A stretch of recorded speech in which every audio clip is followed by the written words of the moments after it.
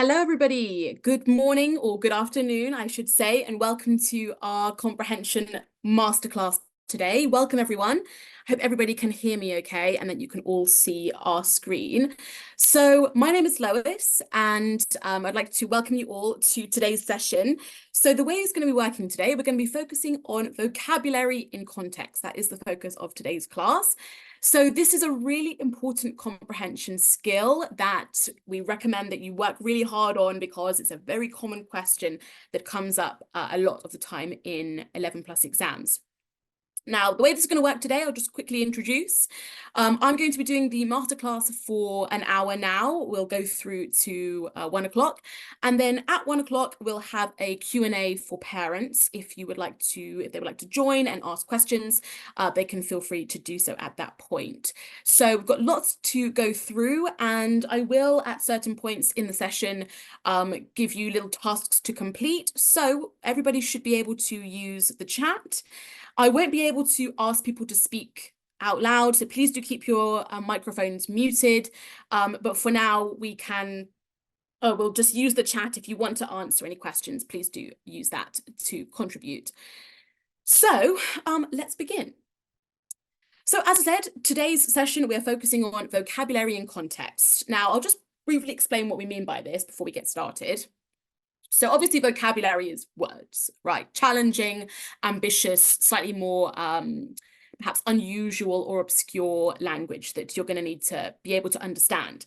Context means the way that the word has been used. And this is something that students sometimes forget to think about. They'll see a word that they don't recognize and they panic and they think, oh, I have no idea what that means. And they just forget about it. But you can use the context to help you understand even words that you've never come across before.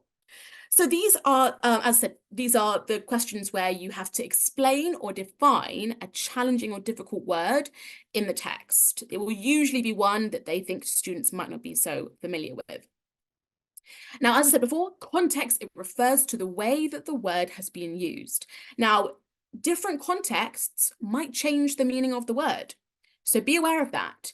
Just because you know a word in one context, that doesn't mean that it's going to be the exact same context for every kind of use of that word. So let me give you an example of what I mean. Now, words can change meaning depending on the way that they've been used in a sentence. So for example, we've got the word letter there. I've bolded this word in these two sentences. Now, as you can see, the word has been used in two different ways. So for the first example, it says, I decided to write a letter to tell my grandparents all about the holiday. That's one form of the use, well, that's one use of the word letter. Now, the second one, it was essential to get all the details right down to the letter. Now, that use of letter is different. Now, see if you can, let's do our first little task here. If you would like to put in the chat the difference between those two forms of letter, that would be great. Put your answer in the chat and I'll see who can spot the difference. How has the meaning changed in those two sentences? Let's see what people say. Okay, I can see some answers. Just give everyone a moment to send through their ideas. Okay, so in the first sentence being used as a noun, well, they're both nouns, but they've got different meanings. Okay, so the first sentence, yes, this is Anya has said, one letter means note. Yes, a note that you write, a letter that you send to someone. A few of you have said this, yeah, a piece of paper that you write something on and you send to someone. And then the other form of letter is one singular letter from the alphabet. Yes, a few of you have got this, a letter of the alphabet, individual letters. So it's the exact same word, but the context, the sentence, completely changed the meaning. So that's what I mean. You have to be aware of the rest of the sentence to make sure that you understand which type it is. Okay, brilliant. Thank you, everybody. Here's another example. The first, again, see if you can see how the word has changed meaning depending on the context. So, for example, the soldier looked very smart standing in his position outside of Buckingham Palace. Then the second one, even though the mountain was steep, we decided to soldier on. Now look at the exact same word, exact same spelling, but how has the meaning changed based on the sentence? Take a moment and write your answers in the chat. Okay, I can see quite a few answers. Okay, yes, excellent. So the first one is a person in the military. Yes, you're exactly right. Those of you who have said that. And the second means to, yes, to continue on, to carry on, to fight bravely, to persevere or move forward. Excellent. So you can see that, and I think some of you did say this, the first one's a noun, it's a person. The second one is a verb. So the context, the rest of the sentence told you that instantly. So well done. Thank you, everybody.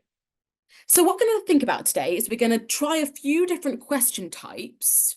These are sort of the styles of question that you can expect to get when you have a vocabulary and context question in the exam.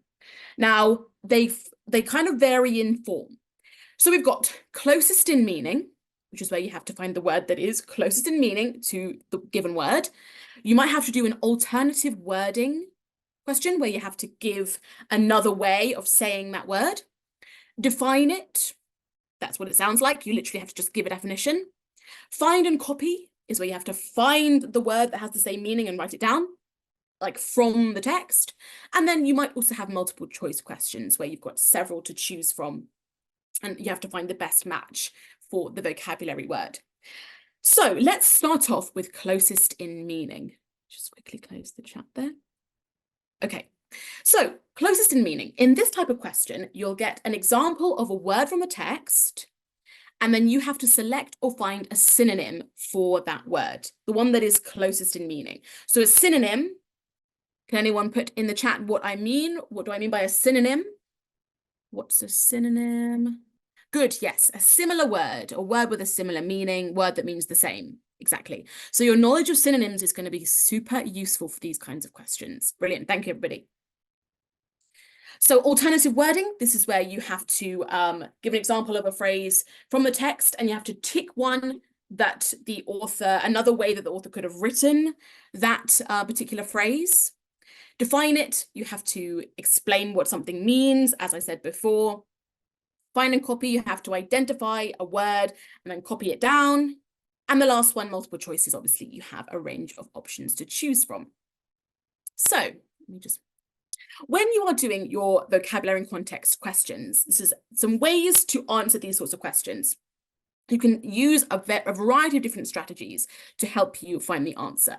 Now, the first one that we're going to give you today, the first strategy is to identify the part of speech that it is. It's what kind of part of speech does that word fit into? So what I mean by a part of speech is like the type of word that it is. What word class does it belong to? So a few of you were already doing this with the other words, soldier and letter. You were identifying that it was either a noun or maybe a verb. So you need to identify if it's a noun, an adjective, an adverb, or a verb. Those are the four most common parts of speech.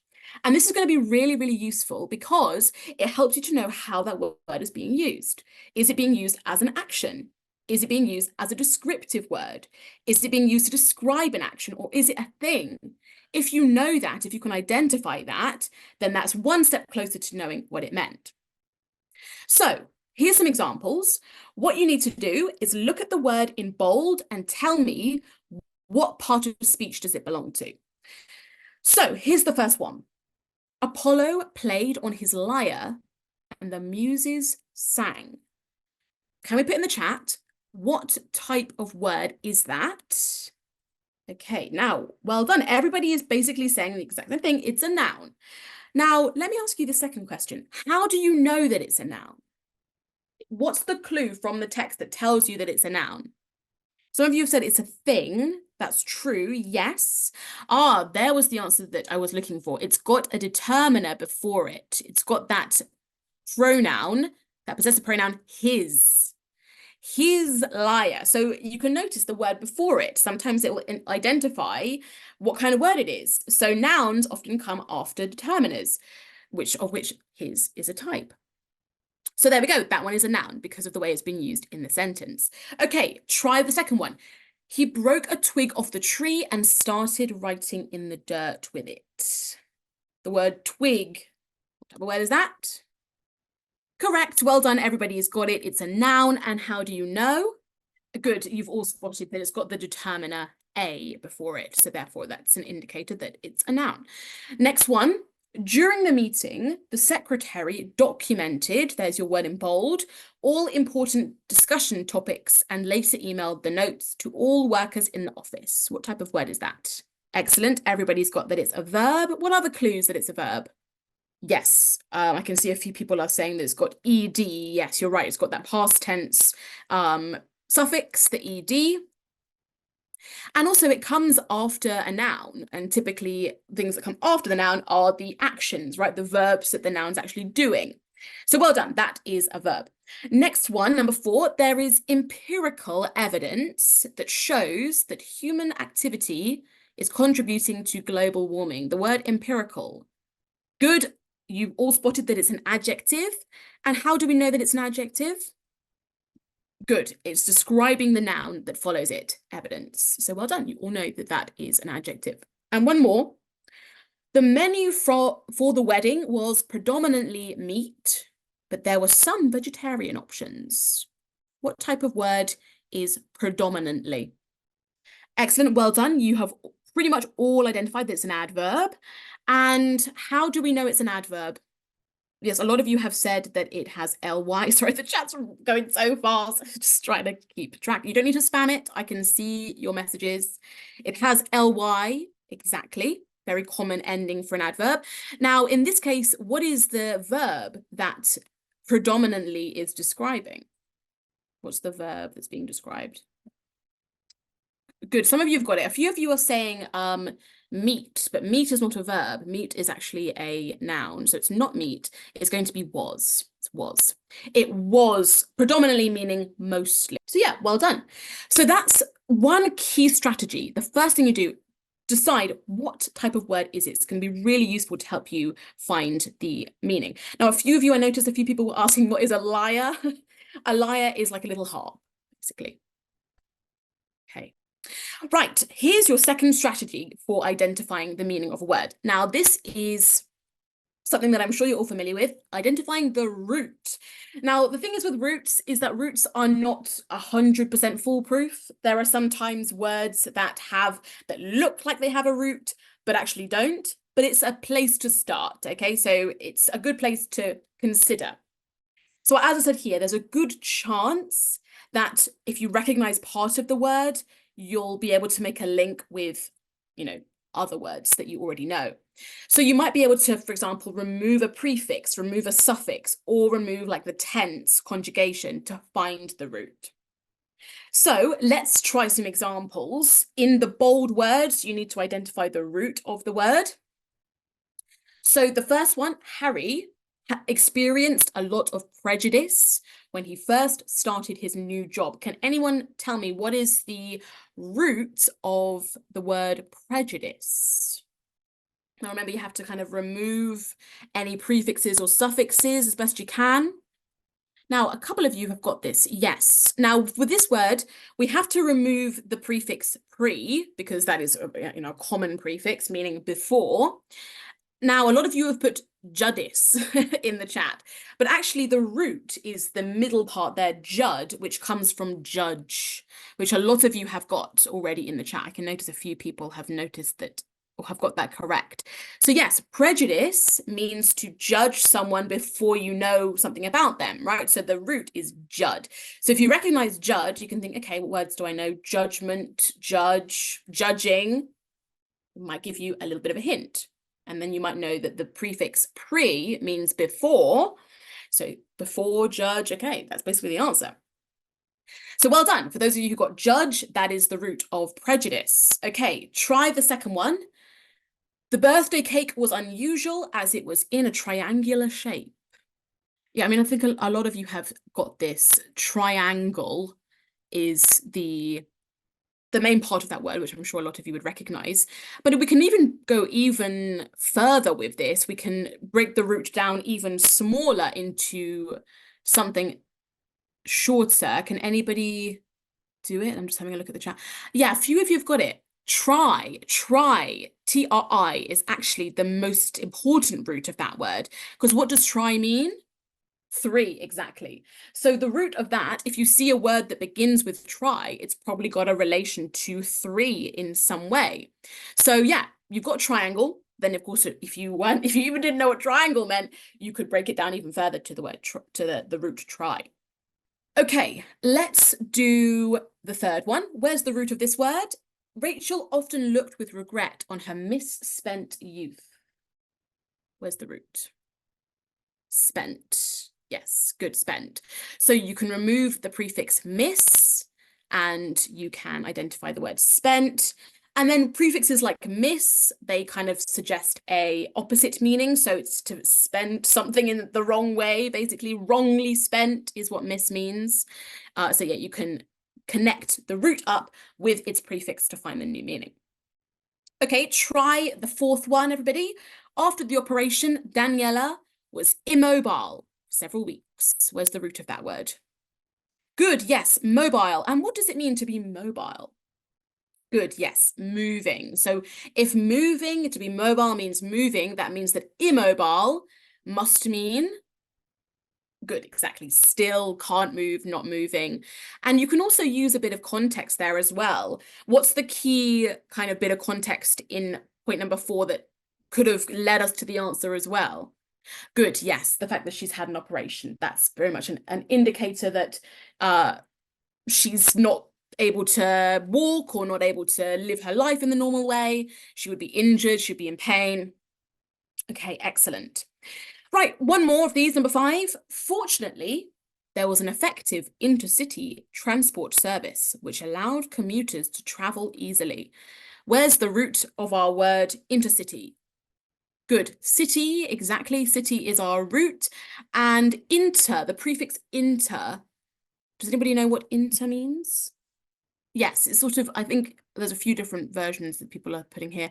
Yeah, sort of between cities. If you think international, it's right. It's something that happens across different nations.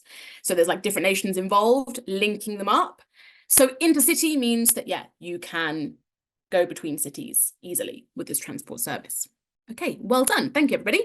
So that's strategy 2, is to look for any possible roots and then as a result, possible prefixes or suffixes that could help you find the meaning. Okay, here is my third strategy for you. General synonyms to get you on the right path to finding the meaning of the word that you've been given. So you might be able to predict what a vocabulary word could mean by replacing it with general synonyms to see if the rest of the sentence kind of maintains the same meaning. So let's do some examples with these ones. You want to find a very general synonym for that word. Especially if it's quite a specific word, you might be able to replace it with something broader. So let's have a look at this one. I want you to give me a very general synonym for the word in bold. Lovely purple hydrangeas were in bloom in the gardens. Excellent, yes. You've all said flowers, pretty much. Most of you have said flowers. And yes, so flowers are like, hydrangeas are a type of flower. So therefore, you could put flowers and it would pretty much still maintain the meaning. Excellent. Try the next one. Yesterday for dinner, I had a delicious enchilada. Good. I think most of you have gone pretty general. Yes, you've said food, meal. Some of you have said wrap, which is, yeah, I guess a bit more specific if you actually know what an enchilada is. But yeah, you're right. If you had something like food or meal or dish, that would still be very generally maintaining the meaning of the sentence. Now this one, we had this one before, and I did explain what this meant, but hopefully we can still find a general word to encompass all possibilities. Apollo played on his lyre, and the muses sang. Yes, good.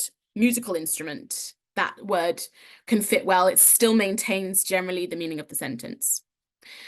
Okay, here's another one. The father said to his son, I do not condone this behavior. You must be punished. Give me your smartphone now. What would be a general word for that?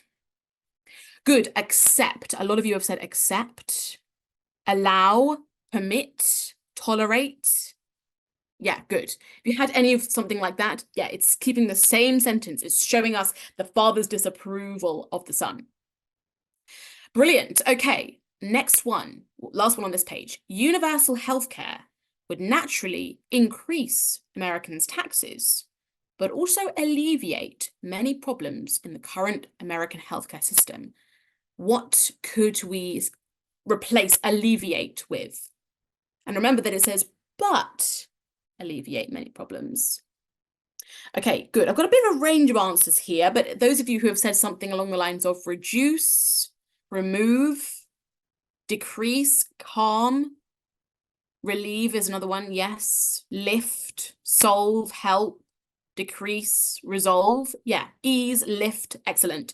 Any of those words that are more general, more common, alleviate means to reduce something. Yes, so it's, if you look at the rest of the context, the part about increasing has come before, but the word but, that conjunction tells us that we need a kind of opposite meaning for this verb. So yeah, it's the opposite of increase. Okay, well done, everybody. Thank you so much for all of your contributions so far. Okay, we're going to start today now with our first reading extract for this session, and I've chosen some passages from Charlotte Bronte's novel, Jane Eyre. Is anybody familiar with this? Anyone come across this novel before? I'm having a few no's, but a few yeses. Okay, so some of you may recognize this, some of this passage. So our task is going to be, as you might be able to guess, a vocabulary task. So I'm just moving the hands there. So I've got a small section here from chapter 5 of Jane Eyre. And as you can see, I have put a few words in bold on the screen. And your task is going to be to see if you can figure out what those words mean. So I'll read the passage out first and then pay close attention to those words to see if you can figure out their meaning from how they've been used and how the context helps you to understand them. So here we go. Here's a little extract. Is your book interesting? I had already formed the intention of asking the girl to lend it to me someday. I like it, she answered, after a pause of a second or two, during which she examined me. What is it about? I continued. I hardly know where I found the hardihood thus to open a conversation with a stranger. The step was contrary to my nature and habits, but I think her occupation touched a chord of sympathy somewhere, for I too liked reading, though of a frivolous and childish kind. I could not digest or comprehend the serious or substantial. So this passage here, we've got Jane, our narrator. She's talking to a girl who's reading a book, and she's sort of questioning whether or not she would be able to borrow their book from that girl. So those are your words: hardihood, frivolous, and substantial.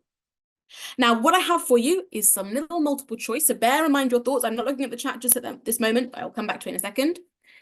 I'm going to give you 4 options, and you need to choose the one that you think makes the most sense, or is the closest in meaning to that word.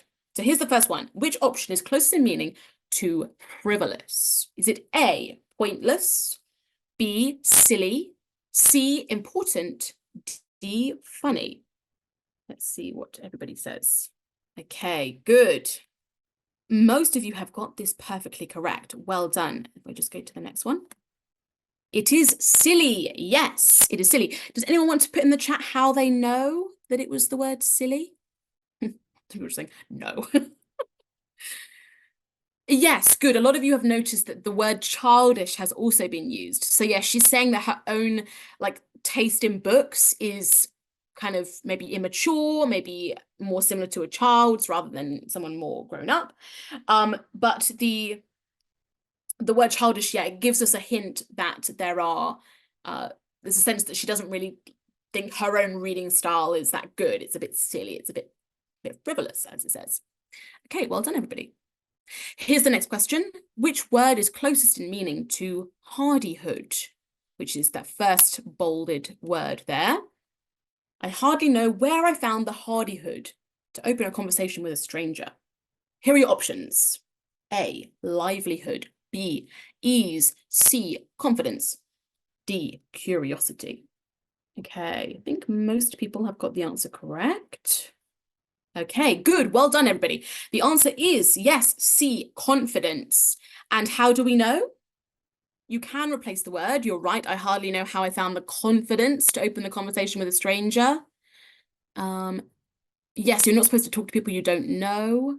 If you met a stranger, you would feel shy. Yeah, exactly. So she is saying that it was something a bit daunting for her, right? But she found you could say confidence. Other words, you might say bravery, strength, courage. All of those words could be other possibilities for the word hardihood. Okay, here's the next one.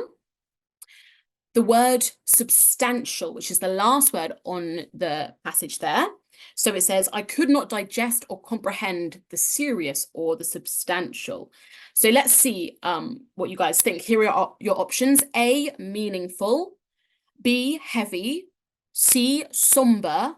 D, goofy. Substantial. Okay, looks like people are sort of torn between a couple of different ones.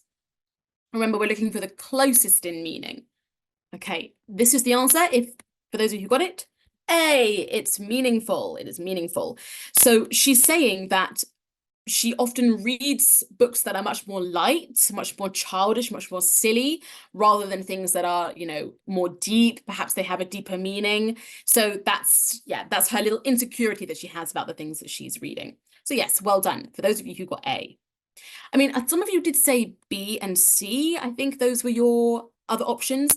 B is close, heavy, something could be heavy, but heavy also has more negative connotations towards it. Suggests that the book was maybe more sad or maybe more serious, which is there, but she's saying or substantial, so slightly different. Somber again means more like sad, sorrowful. So heavy and somber are just a bit too negative. The word substantial doesn't necessarily have a negative connotation. Okay, well done. Here is our next little passage that we're going to read. Same thing again, but this time I'm not going to do a closest in meaning. I'm going to do alternative wording for this next passage. So I'm going to read it through, and then on the next page, you'll have some words to define. So here's the next section. You may look at it, replied the girl, offering me the book. I did so. A brief examination convinced me that the contents were less taking than the title. Rasselas looked dull to my trifling taste. I saw nothing about fairies, nothing about genii. No bright variety seemed spread over the closely printed pages. I returned it to her. She received it quietly, and without saying anything, she was about to relapse into her former studious mood. So you can see now that Jane, she takes a look at the book and she's not thrilled by it. It's not exactly what she was hoping for. So here's your first question to think about. What I've done for this one, rather than just one word, you've got a slightly longer phrase and you need to find the best alternative wording of that phrase. So I've bolded this part. No bright variety seemed spread over the closely printed pages. So let's see, which one do you think is the best way of saying this? A, there were no illustrations. B, there were lots of interesting storylines. C, there was nothing exciting in the text. D, the pages were not printed in color. So what is everybody thinking about this one? Okay, good. Most of you are exactly correct. It is, hang on, C. Yes, there was nothing exciting in the text.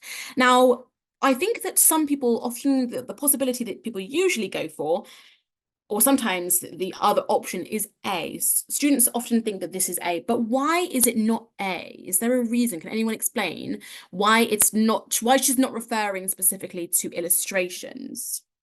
Look at the rest of that sentence. Good, okay, I can see a good answer here from Dana Jayan, who's saying, this is because she's talking about happy things, not the illustrations. Yes, it's the topics. So she says, I saw nothing about fairies, nothing about genii. So it's not that she's looking for pictures, she's just looking for topics or characters that interest her. Even though she says bright, which might suggest that she's talking about pictures, she actually just means the topics and the characters that she really wants to read about.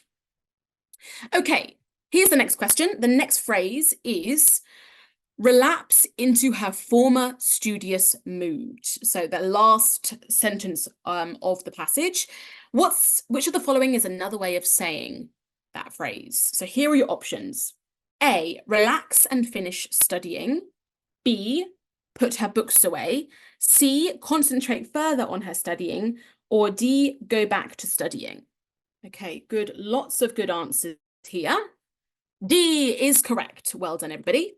She does want to go back to studying. What is the key word? Can anyone find me the key word that indicates that it's referring to going back? Yes, good. I can see most of you have got that. Relapse. Yeah, relapse. Relapse means to go back to something. It means to like something that you'd stopped doing and then you go back to relapse. So maybe if you'd like been having a nap, someone woke you up and you're like, oh, I'm not ready. I want to go back to sleep. So you relapse back into sleep. So yeah, she's going back into her studying. Okay, another short passage for us to read now. This is a little passage from slightly further on in the novel, chapter 6. So I'm going to read it through and then we'll have a couple of define it questions for this passage. So let's read it through first. My first quarter at Lowood seemed an age, and not the golden age either.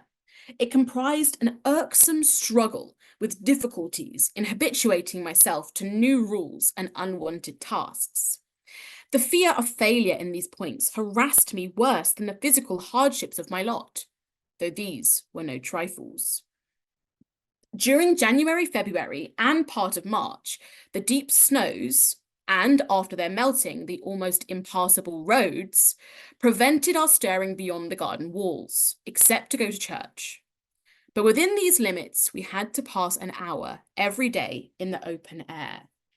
Okay, so this passage is now telling us about Jane. She's gone to school and she's telling us how she's getting on, what life is like in Lowood in her school. So here's your first question. And for this one, we're not doing multiple choice. So I do want you to write your answers in your own words. The first word is the word habituating. Explain the meaning, or apologies, that should say word habituating, not work.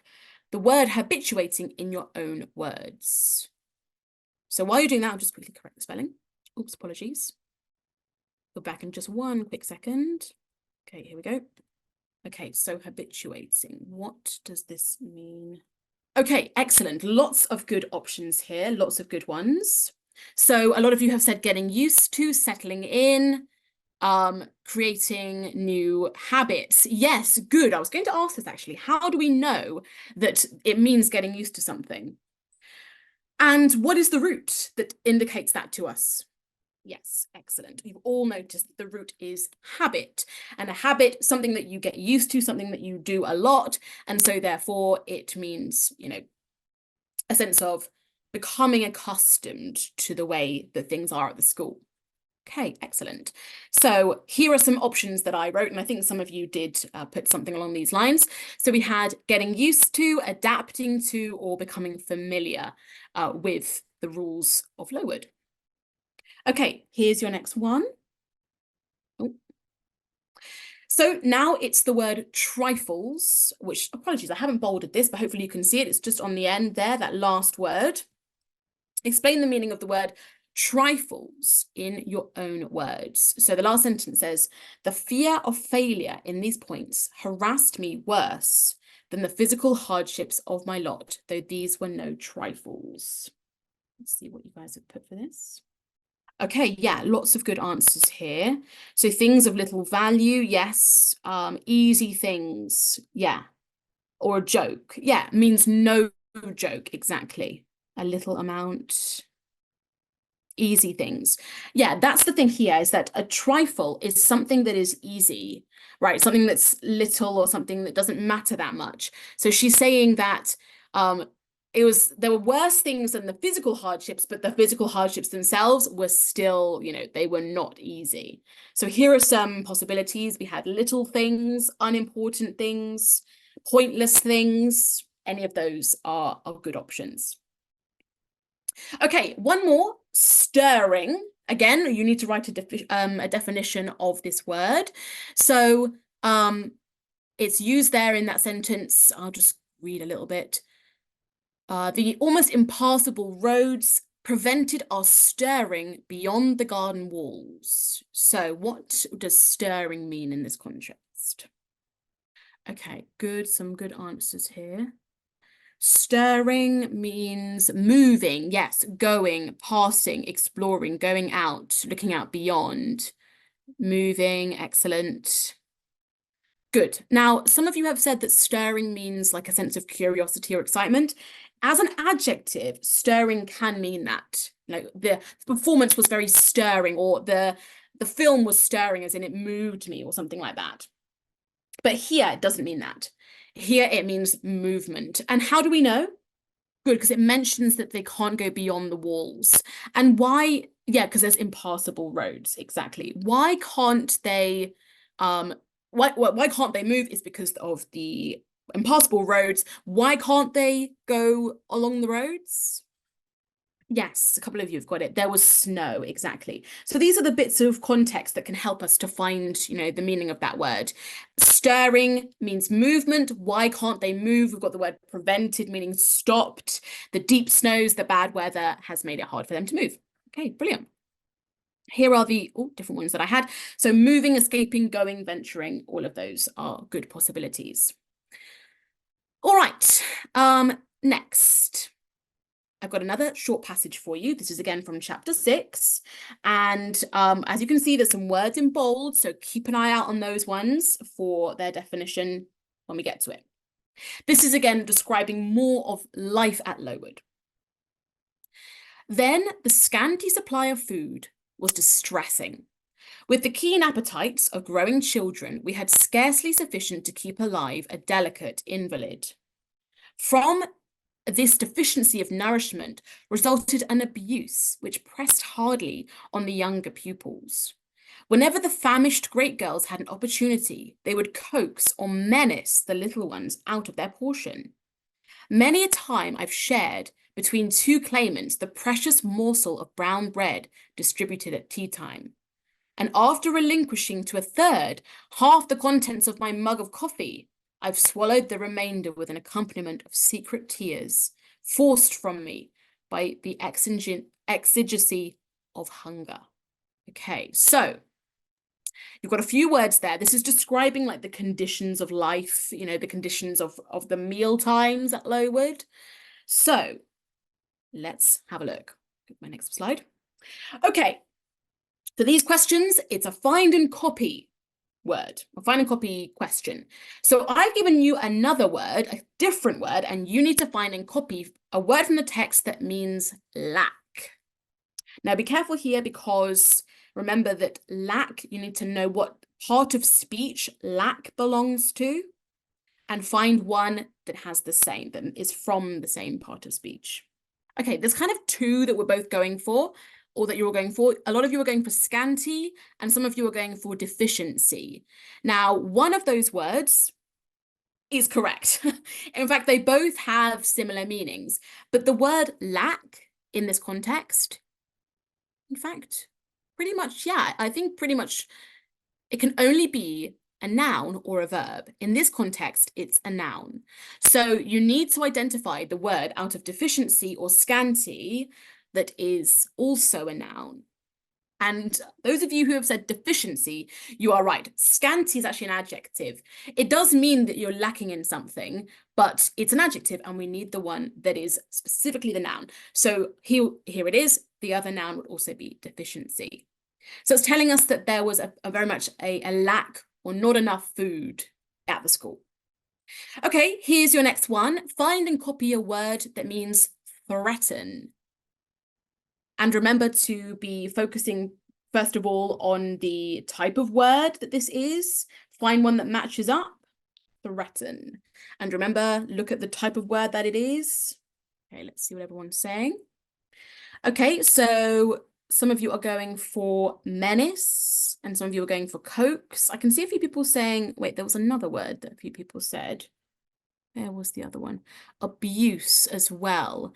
Now, abuse here would be a noun, and we're looking for a verb because threaten is a verb. Threat would be the noun. So let's see. Menace. Yes, menace is the best one for threaten. Now, the difference between coax and menace is slight, but there is a difference. Can anyone tell me the difference between coaxing someone to do something and menacing? Okay, yes, good. I can see quite a few answers. Wait, let's just see. Yeah, coax. Well, I mean, some of you have got it. Yeah, coax is a little more polite. To persuade, yes, but menacing is much more threatening. Yeah, exactly. So even though you're right that both of those verbs are words that could be like similar to threaten, they have slightly different connotations. Coax, you can also coax someone more gently, can't you? Right? You can coax someone. Say if somebody wanted to or was trying to like go jump off a diving board or something and they were afraid of it, you could coax them gently. So coax doesn't have to be negative, but menace, yes, is much more. It's more threatening and more almost mean or harmful than coax. Okay, here is the next one. Ooh, okay. Many a time I've shared between the two claimants the precious morsel of brown bread distributed at tea time, and after relinquishing a third half of the contents of my mug of coffee, I have swallowed the remainder with an accompaniment of secret tears, forced from me by the exigency of hunger. Now, your question here is to find and copy a word that means giving up. Okay, just give everyone a moment to write. Okay. Yes, most of you have got this. I can see that there's a couple of different ones coming up, but most of you are saying relinquishing. Yes, exactly. So relinquishing means to like let go of, give up. Now, how would we know? Is there a way that we can make it clearer that those two words could be used in place of each other? How do we know? We know it's a verb. That's true. We're looking for a phrase that is a verb because giving up would be a phrase that's an action. How else might we tell? Is there something that is kind of similar between the two words? Okay, good. The ing, yes, the ing, that word usually indicates that it's a verb, particularly in the continuous tense. And so the word ending can be a really useful way to find a alternative. Look for a word that ends in the same way. Just seeing if anybody else is adding. Yes, I thought a lot of you have noticed that. So let me go to the like that, relinquishing. Yes, well done. Now, I actually think I'm running quite well for time, so I've got a few minutes left. So I'm going to actually come back to the same passage and we'll look at a couple of other words just for the time we have remaining. So I'm just going to go back to this page. Okay, now you can see that the words we've already talked about a lot of keywords here. We talked about deficiency, we talked about menace, we talked about relinquishing. So what I'm going to do now is I'm going to mention some other words in the text, and just to practice identifying the meaning, let's see if you can do a bit of quick fire vocab. So actually you'll notice on line 3, I have bolded the word invalid. Invalid. What is an invalid? What is an invalid? We had scarcely sufficient to keep alive a delicate invalid. Now be careful here because this word here, look at how it's being used in terms of the part of speech.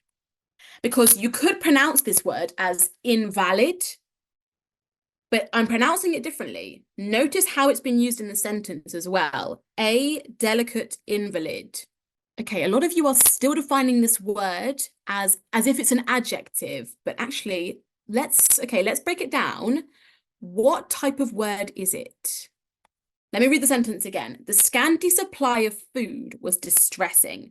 With the keen appetites of growing children, we had scarcely sufficient to keep alive a delicate invalid. What type of word is it? Okay, you've all got it right. It's a noun. Now, invalid, if we were to use it as invalid, that's an adjective, right? The application was invalid.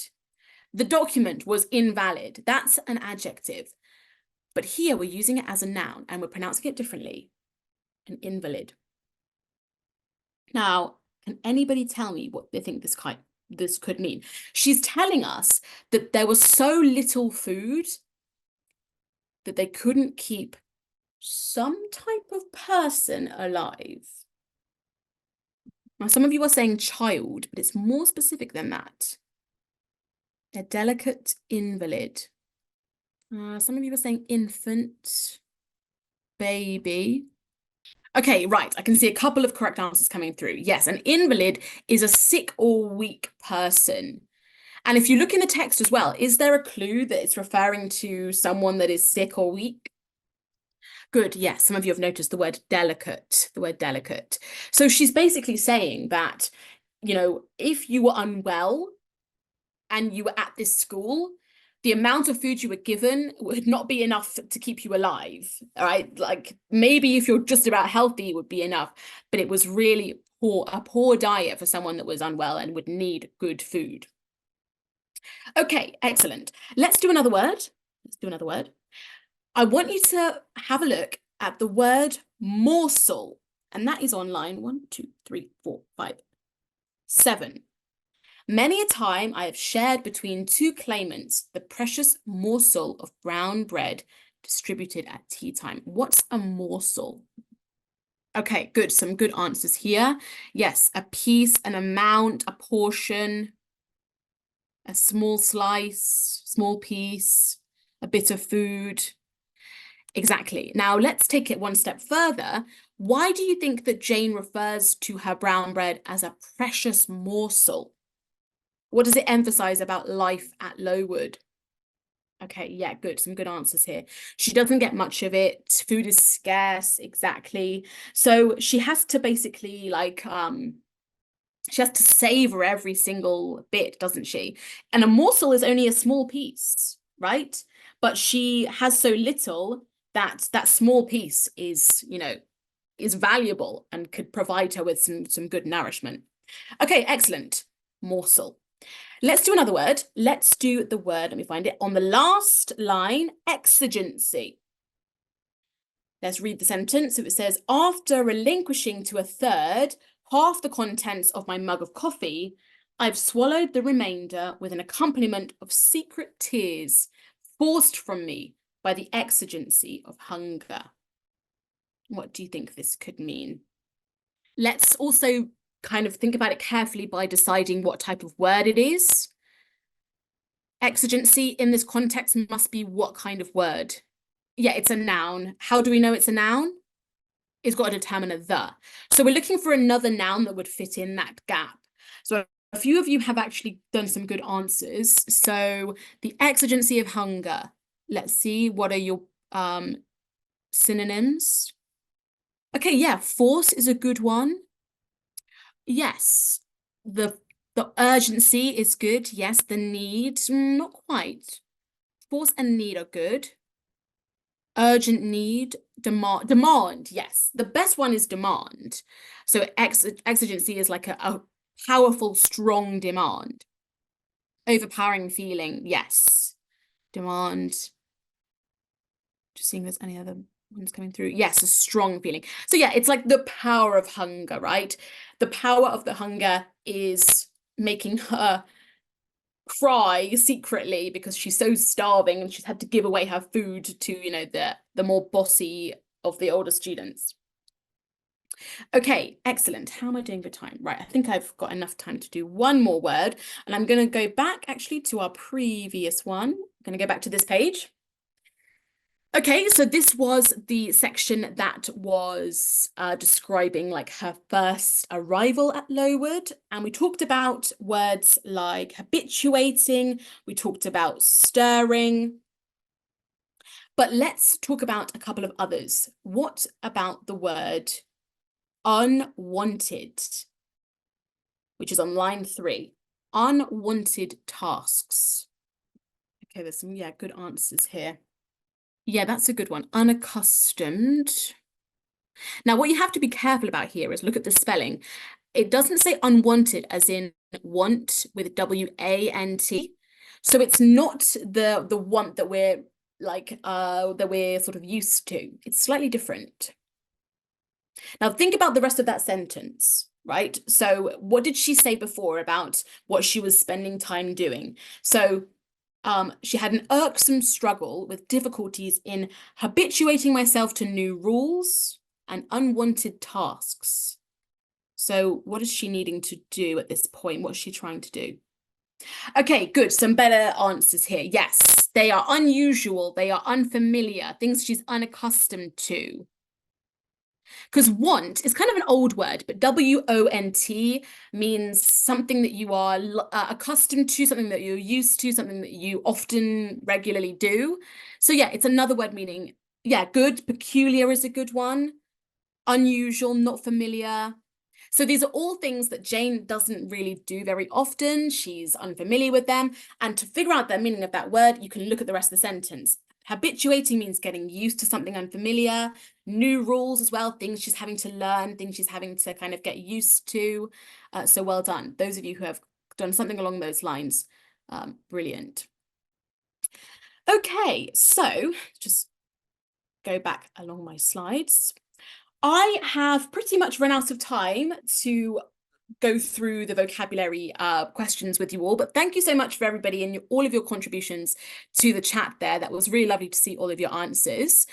So hopefully you've been able to take something away from this masterclass, things that we've been touching upon, looking at the part of speech to help you figure out the meaning of the word, looking at the root and prefixes and suffixes to help you, looking for more general synonyms, looking at the rest of the sentence to help you find similar words or similar phrases, or at least things that lead you towards the answer.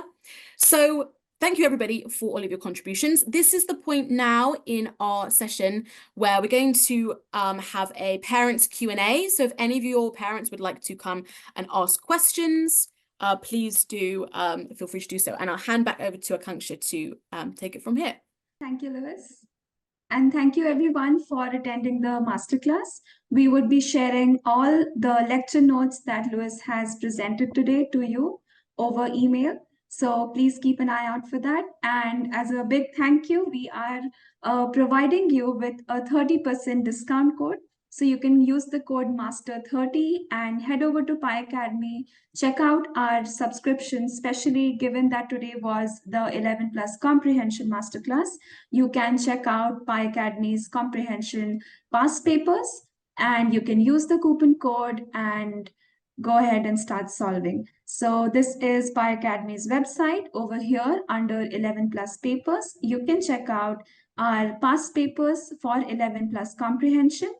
So as you can see, there are around 650 plus questions which have been asked in the past multiple years. There is a topic-wise segregation, so you can go ahead and practice your inference questions first and then close reading, information retrieval. So we have segregated all the questions that were asked by schools in the last multiple years, topic-wise, so you can have a extremely thorough preparation and you can be sure that you are not skipping on any comprehension topic. So on PiAcademy, you can just head over to 11 plus papers, use the coupon code MASTER30 and check out our comprehension test papers. Those of you who are looking for a more visual way of learning, you can check out our 11 plus exam video courses. So we have video courses in comprehension, creative writing, algebra, geometry, fractions. And if you wish, you can buy them all in a bundle. And the Master30 coupon is applicable to all these video courses that I'm showing you. Across all subjects, the coupon is applicable on all our 11 plus paper subscriptions. So do use it. The coupon is only valid for the next 1 day. So yes, check out PiAcademy, check out comprehension or any other subject of your choice. You could also go through our creative writing papers. Lewis takes the 11 plus English creative writing video courses, the live courses, live tutoring courses that we run. And here you would be able to see some of our free creative writing plans. So you can just check out the free papers and you can see the fact that we have detailed out the beginning, middle, and end. You would be able to see the creative writing checklist on PiAcademy if you click on the answers section. So here you can see we have a checklist for creative writing, which you can download and use to practice your creative writing pieces. So make sure to check out PiAcademy and do drop any questions that you have with regards to 11 plus exam preparation. be it in whichever subject, maths, English, verbal reasoning, or non-verbal, and Lewis and I would take up. So Declan has a question. Is Jane Eyre a recommended book to read for 11 plus? I would thank you for this question. It's a good question. I do think it's a little challenging. I'm not sure that you would manage to completely read the whole thing because it's a long book and the text is hard.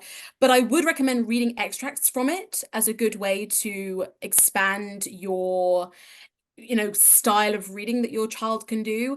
I do think it's probably a little hard, but at the same time there's all these classics. You can get abridged versions of them so that you're still reading the plot and you're getting a sense of that older, more dense language, but it's not quite as long. So I would suggest, yes, trying it out maybe in an abridged version. But that kind of style, Jane Austen, Charles Dickens, those are hard books, but look for an abridged version because it's manageable, but not quite so long. Yeah, I would give it a try. And Prisha has a question. Will the recordings be available? Yes, we would be sharing the recordings. And which classic books would you recommend for year 4? Oh, that's a great question. Okay, oh gosh, that's hard. I think that maybe the best place to start for this is the reading club that PiAcademy run, where they do a big range of stuff, and what they'll do is introduce various different like snippets from text that you can then try out, and they cover a really nice range of different books that are from different kind of periods and perhaps a little more challenging. So that's a good place to start in terms of being introduced to a wider range.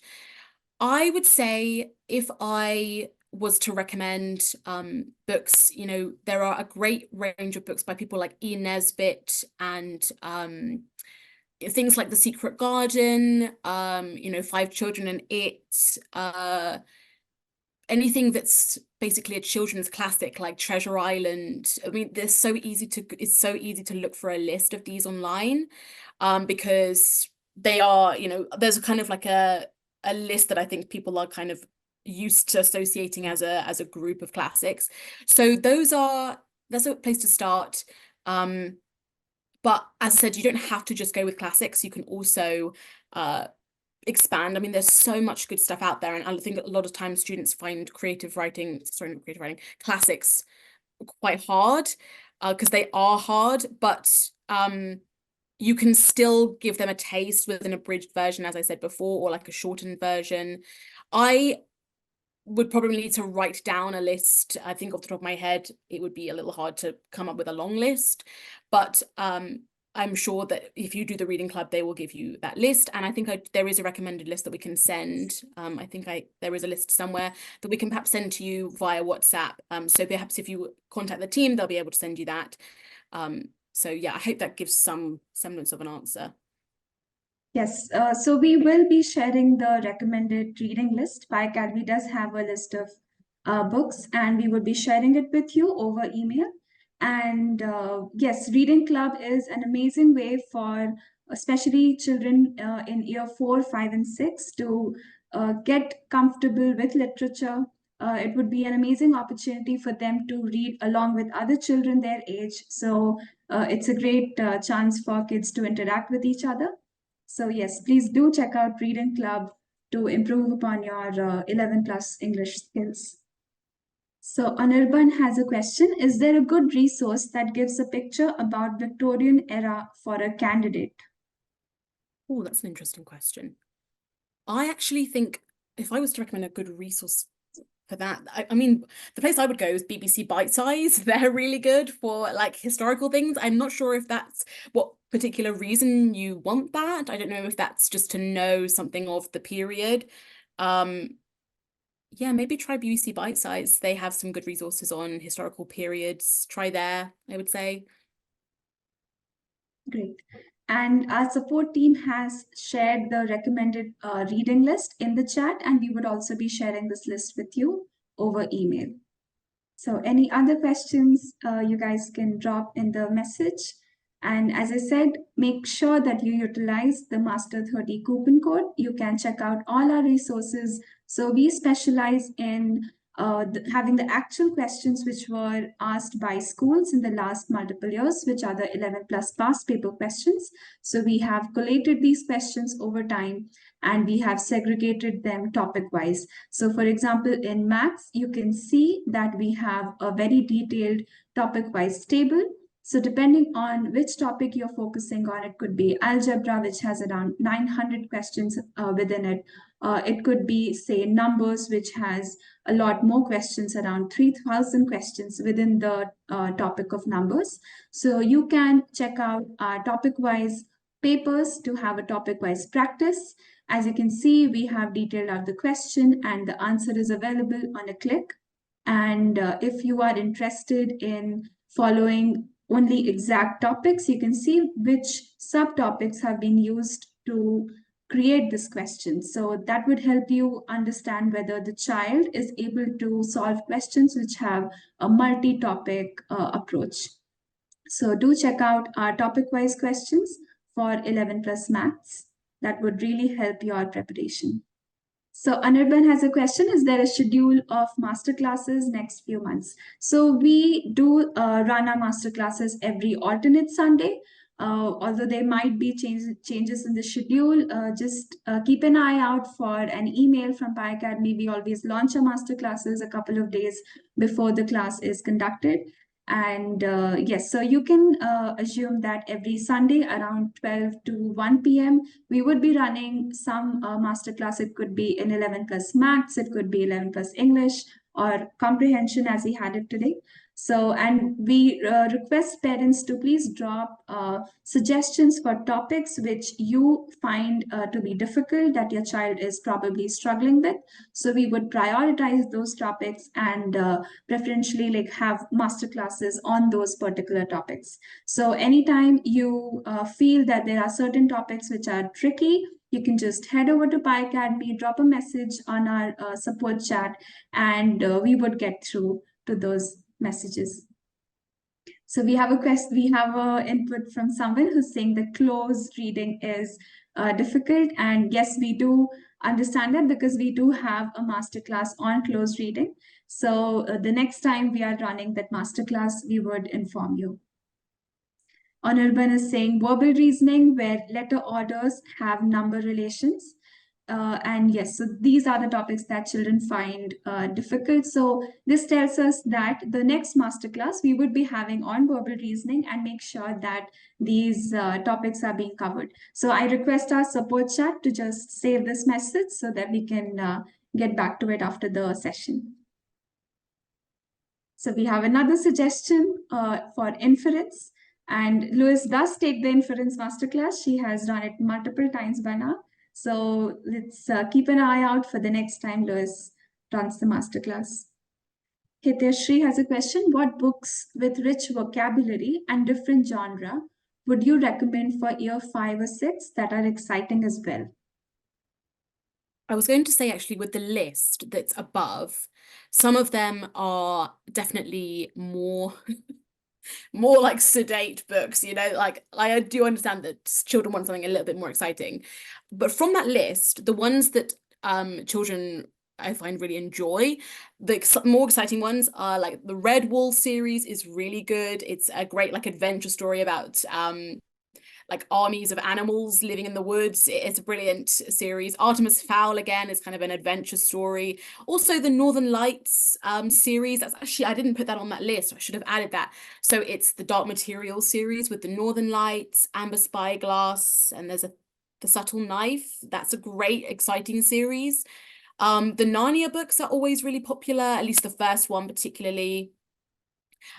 Just William is really funny. That's an absolute brilliant series of books that are hard because they're written in kind of the around World War I kind of era. So the language is harder, but they're really funny.